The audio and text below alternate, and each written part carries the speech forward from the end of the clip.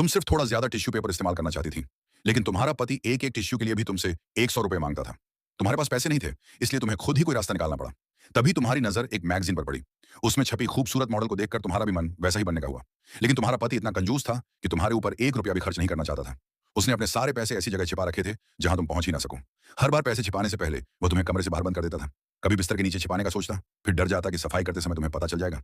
कभी गमले में दबाने का सोचता, फिर डरता कि पौधों में पानी डालते समय तुम देख लोगी। तुमने चाबी के छेद से देखने की कोशिश की, लेकिन उसने पहले ही उसे बंद कर दिया था। तभी तुम्हारे हाथ से इत्र की बोतल गिर गई और तुम्हारे दिमाग में एक शानदार योजना आई। तुमने नकली नोट की हूबहू कॉपी बनाई और उस पर थोड़ा सा इत्र छिड़क दिया। जब पति घर लौटा तो तुमने वह नकली नोट सबसे दिखाई देने वाली जगह पर रख दिया।